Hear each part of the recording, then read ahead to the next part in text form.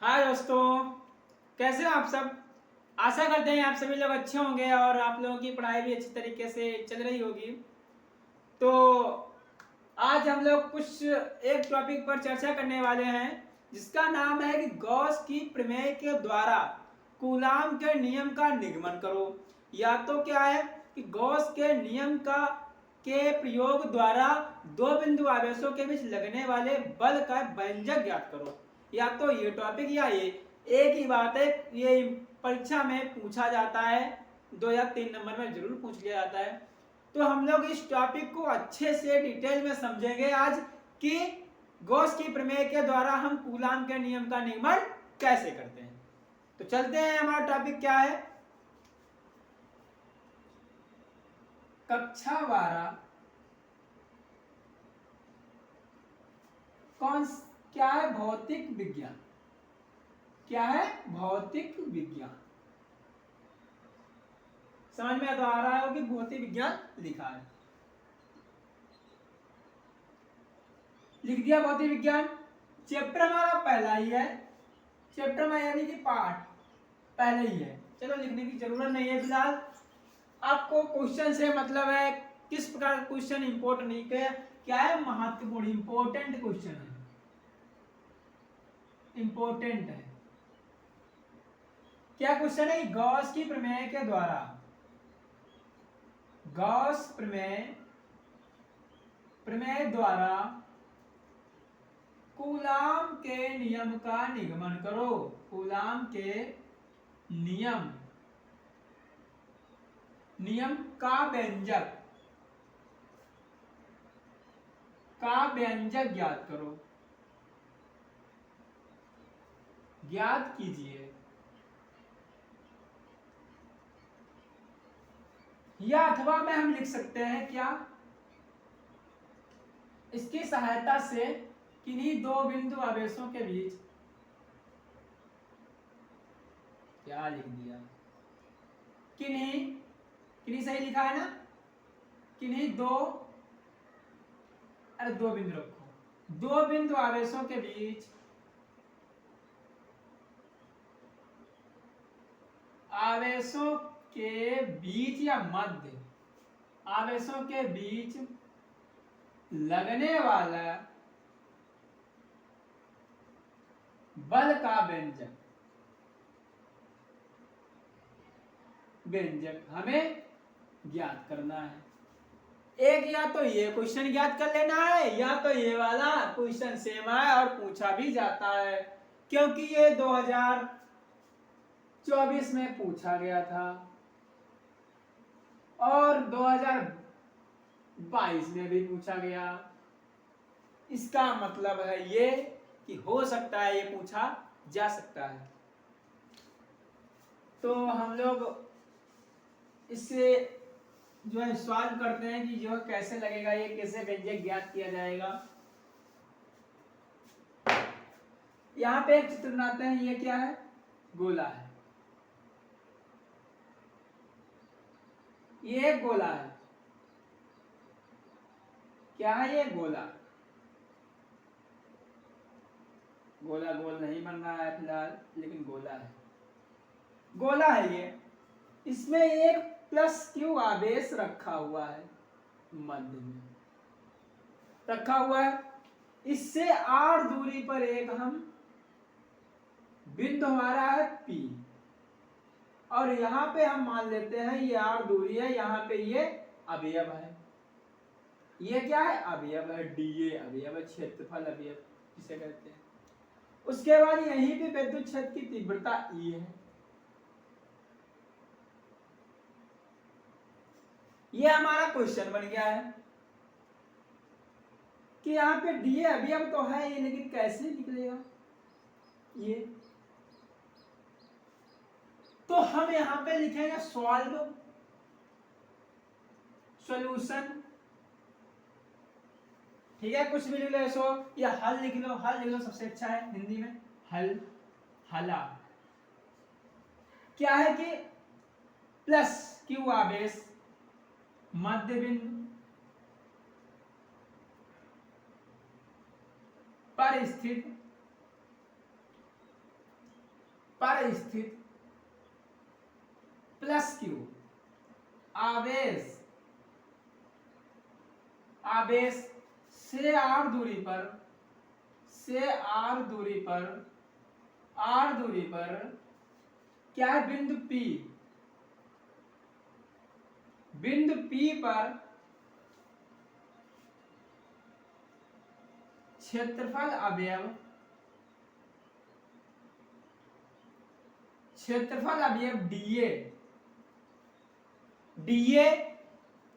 DA पर गुजरने वाला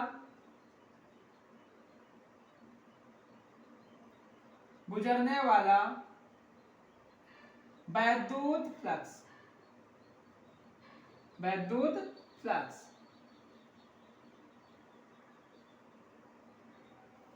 तो हम वैद्युत फ्लक्स तो हम पढ़ा चुके हैं। वैद्युत फ्लक्स क्या होता है, वैद्युत फ्लक्स क्या हो जाएगा, डी फाई बराबर में E vector into D A, जहां पे ये ई क्या है, विद्युत क्षेत्र की तीव्रता है, डी ए क्या है, हमारा क्षेत्रफल अवयव है, जैसा कि हमने इसमें लिखा है। हो गया ना, हो गया। अब इसे हम कैसे लिख सकते हैं, इसे हम लिख सकते हैं डी फाई बराबर में ई, इसे मान लो ई, डी फाई इसे कैसे लिख सकते हैं, ई डी ए कॉस थीटा, वेक्टर हटा, जैसा कि वो दो इसके जो है वेक्टरों का गुणनफल जो क्या होता है, ई डी ए कॉस थीटा, क्योंकि यहाँ पे थीटा क्या है, 0 है, क्योंकि हमें पता है थीटा बराबर में 0 रखेंगे, थीटा 0 है, थीटा 0 है, 0 रखेंगे, ई डी ए कॉस 0 रख दिया। जब 0 यहां पे रखा तो क्या बन जाएगा, ई डी ए, क्योंकि कॉस 0 का मान होता है, कॉस 0 का मान होता है 1, और 1 से यहां जब गुणा करेंगे तो ई डी ए निकल के आ जाएगा। समझ में आ गया है ना, आ गया समझ में। अब लिखेंगे इस गोले में गुजरने वाला संपूर्ण विद्युत फ्लक्स, क्या गुजरने वाला संपूर्ण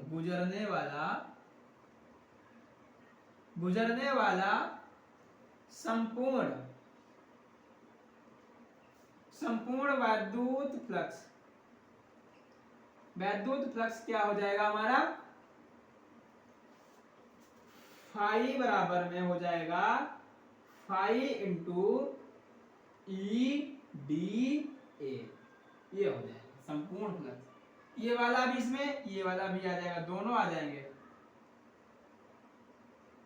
हो गया। इसे लिख सकते हैं फाई बराबर में ई फाई इंटू में डी ए, ठीक है। अब चूंकि हमें पता है, क्या पता है, यहां से आगे लिख देते हैं, यहां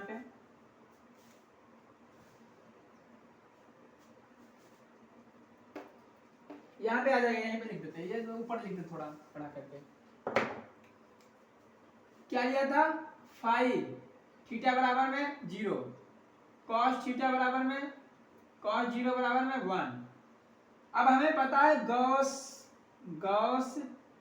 की प्रमेय से क्या हो जाएगा, फाई बराबर में क्यू अपान में एप्सिलॉन नॉट, ये होता है। तो डालेंगे मान, फाई का मान यहां पे क्या डाल देंगे, डालेंगे मान यहाँ पे ई फाई डालेंगे, यहाँ पे क्या हो जाएगा, क्यू अपान में एप्सिलॉन नॉट, यहाँ पे डाले मान, समीकरण 1 में समीकरण 1 में मान रख दिया, इसको 1 में रख दिया मान, क्या रखा, क्यू अपान में एप्सिलॉन नॉट बराबर में हो जाएगा E phi into D, E into phi D A, क्योंकि ये सब गुजर रहा है तो डी ए इसका संपूर्ण जो है पृष्ठीय क्षेत्र क्या हो जाएगा, 4 pi R square, D A बराबर में हो जाएगा 4 पाई आर स्क्वायर, ये हो गया। ये हो गया, यही मान अब यहाँ पे रख देना है, रखेंगे यहाँ पे Q बराबर Q अपान एप्सिलॉन नॉट बराबर में E गुणे 4 पाई R स्क्वायर हो गया। अब क्या करेंगे, E इधर ले आएंगे, Q एप्सिलॉन नॉट इधर भेज देंगे क्योंकि हमें उसका वो बनाना है। तो E बराबर में इधर आ जाएगा, थोड़ा मिटा देते हैं ना, मिटा देते हैं थोड़ा।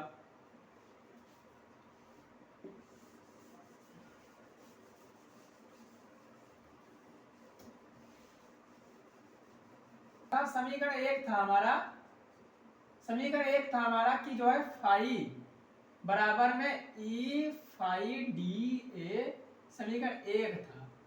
अब चूंकि गॉस की प्रमेय से, गॉस की प्रमेय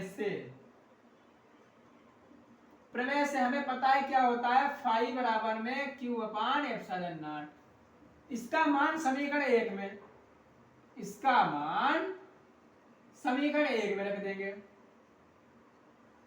समीकरण एक में, समीकरण एक में रखेंगे इसमें, तो क्या हो जाएगा, क्यू अपान में एप्सिलॉन नॉट इंटू में ई इंटू के बराबर है, बराबर में ई फाई डी ए। ठीक है। अब चूंकि हमें पता है इसका संपूर्ण प्रतिशत क्या हो जाएगा, डी ए बराबर में 4 पाई आर स्क्वायर। कुछ तो गड़बड़ हो रहा है, यहाँ पे फाई नहीं होगा, यहाँ पे ये फाई नहीं होगा, ई डी ए होगा। संपूर्ण ई डी ए 4 पाई का मान रखेंगे इसमें, क्यू अपान में एप्सिलॉन नॉट बराबर में ई गुणे में 4 पाई आर स्क्वायर।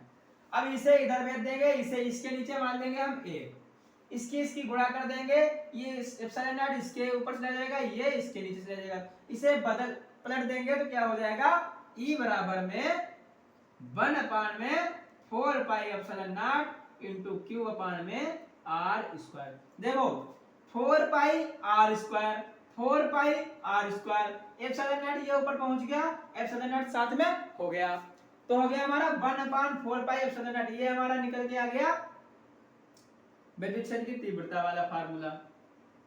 ठीक, हमें ज्ञात करना है कि कूलाम का नियम, कूलाम के नियम का व्यंजक, कूलाम के नियम का व्यंजक होता है हमारा F बराबर में 1 upon 4 pi epsilon not into Q1 Q2 upon R square. ये हमें ज्ञात करना है। इसे ज्ञात करने क्या करेंगे, इसमें अगर मान लो कि एक अन्य आवेश, एक अन्य आवेश प्लस क्यू नॉट रखा हो, तब लगने वाला बल क्या होगा, तब लगने वाला बल क्या हो जाएगा, F बराबर में क्यू नॉट इंटू में ई हो जाएगा। क्या हो जाएगा, F बराबर में क्यू नॉट इंटू ई, और चूंकि हमें ई का फार्मूला पता है समीकरण 2 से, तो समीकरण 2 से रखेंगे मान, समीकरण 2 से रखेंगे मान, तो हो जाएगा F बराबर में क्यू नॉट इंटू में 1 upon 4 pi epsilon not into में क्यू अपान में आर स्क्वायर। तो ये बनेगा हमारा F बराबर में 1 अपान में 4 पाई एप्सिलॉन नॉट इंटू में क्यू नॉट क्यू अपान में आर स्क्वायर। यानी कि किन्हीं भी दो बिंदु आवेशों के बीच लगने वाला आकर्षण तथा प्रतिकर्षण बल जो है, उन दोनों बिंदु आवेशों के परिमाण के गुणनफल के अनुपाती तथा उनके दूरी के बीच के बल के बीच गुणनफल होता है। यही हमारा है कूलाम का नियम, कूलाम का नियम। तो आशा करते हैं ये टॉपिक आप लोगों को अच्छे से समझ में आया होगा। मिलते हैं अगले क्लास में, तब तक के लिए धन्यवाद। और ये टॉपिक, हाँ एक बात, ये टॉपिक परीक्षा में पूछा जाता है, परीक्षा की दृष्टि से ये इम्पोर्टेंट है, इसलिए मैंने ये टॉपिक कराया है। ये टॉपिक बहुत जरूरी है, ये हर साल पूछ लिया जाता है 1 या 2 या 3 नंबर में, जैसा कि कुछ पेपर की बनावट होती है। तो मिलते हैं अगली क्लास में, तब तक के लिए धन्यवाद।